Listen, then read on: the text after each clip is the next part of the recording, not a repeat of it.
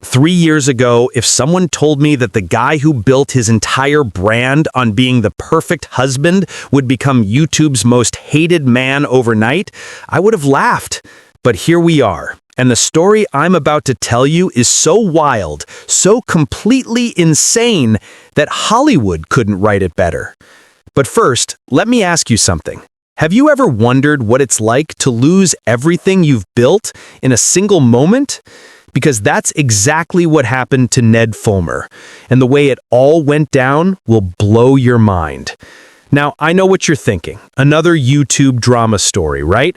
Wrong. This isn't just about some creator making a mistake. This is about the complete and utter destruction of a multi-million-dollar empire and the aftermath that's still sending shockwaves through the internet today. See, Ned wasn't just any YouTuber. He was part of something bigger, something that millions of people loved and trusted. The Try Guys weren't just a comedy group, they were a cultural phenomenon. And Ned? He was the heart of it all, the family man, the guy who made everyone believe in true love again. But what if I told you that everything you thought you knew about this story is wrong? What if the real drama happened behind the scenes in ways that would make your jaw drop?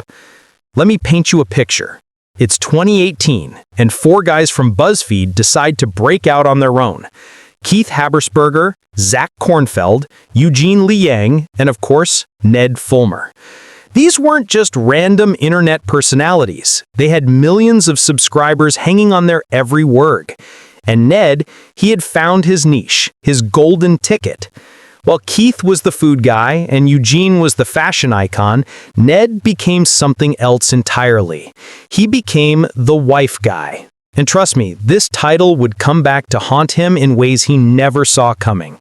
You see, Ned didn't just mention his wife Ariel occasionally. He made her his entire brand. Every video, every podcast, every social media post. It was all about how much he loved his wife, how perfect their relationship was, how everyone should aspire to be like them. But here's where it gets interesting. The more Ned talked about being the perfect husband, the more people started to believe it. Fans would comment things like relationship goals and "I want what Ned and Ariel have." They weren't just watching entertainment. They were buying into a lifestyle, a dream. And the money? Oh boy, the money was rolling in. Sponsorships, merchandise, live shows. The Try Guys were making millions, and Ned's wife guy persona was a huge part of that success.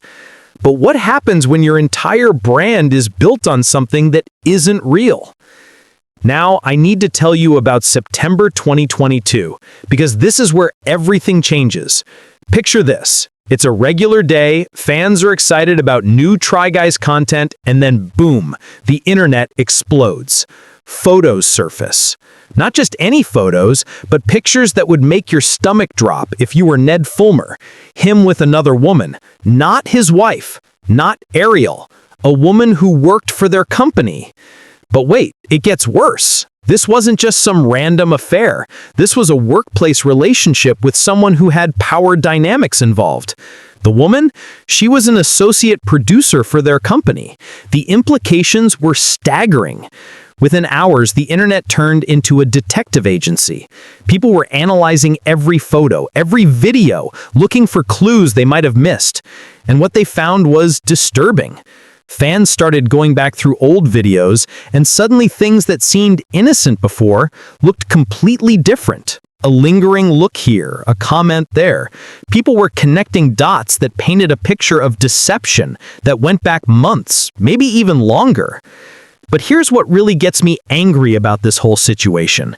It wasn't just about Ned cheating on his wife. That's bad enough, sure. But the real betrayal was against the millions of fans who believed in what he was selling.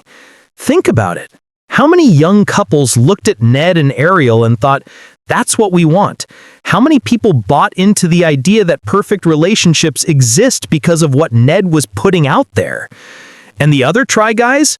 They were blindsided. Can you imagine finding out that your business partner, your friend, the guy you trusted with your career and reputation, had been living a lie this whole time?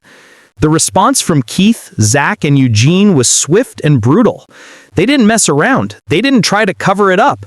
They made a decision that would save their brand but destroy their friend's life forever. On October 3rd, 2022, they released a statement that sent shockwaves through the internet. Ned Fulmer is no longer working with the Try Guys. Just like that, years of friendship and partnership were over. But the statement was more than just a business decision.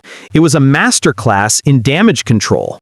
They made it clear that they had conducted their own internal review, that they were taking the situation seriously, and that there was no place for this kind of behavior in their company.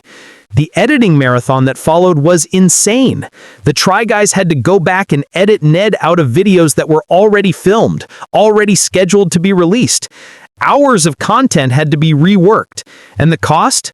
We're talking hundreds of thousands of dollars in lost revenue and editing costs. And Ariel, the woman who had unknowingly become the face of the perfect YouTube marriage, she had to watch her private life become public entertainment, her husband's betrayal dissected by millions of strangers on the internet. But here's what nobody expected. Instead of disappearing into obscurity, instead of handling this quietly, Ned did something that shocked everyone.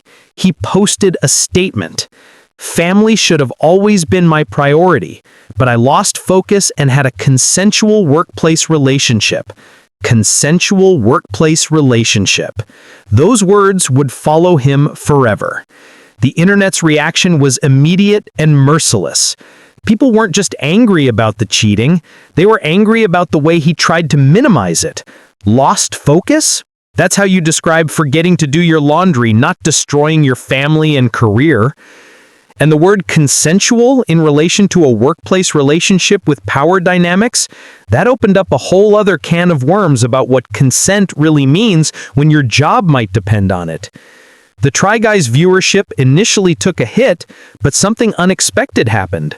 Their first video without Ned actually performed better than their previous content. It was like the internet was rewarding them for doing the right thing. But Ned, his social media went quiet. His personal projects disappeared. The man who had built his career on being visible suddenly became invisible.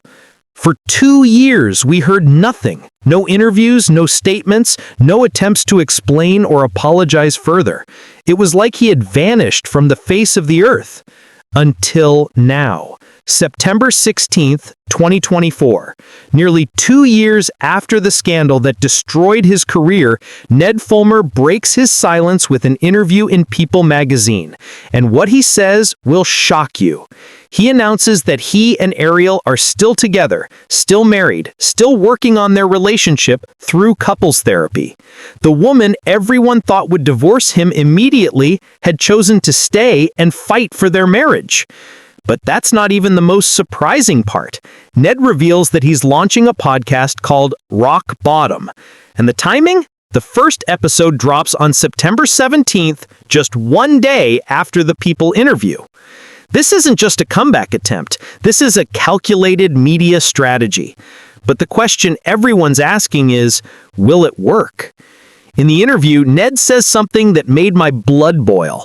He talks about how he understands why it was such a big scandal, because he was presenting himself as a wife guy, and it was ironic and felt like a rug pull to people. Ironic? A rug pull?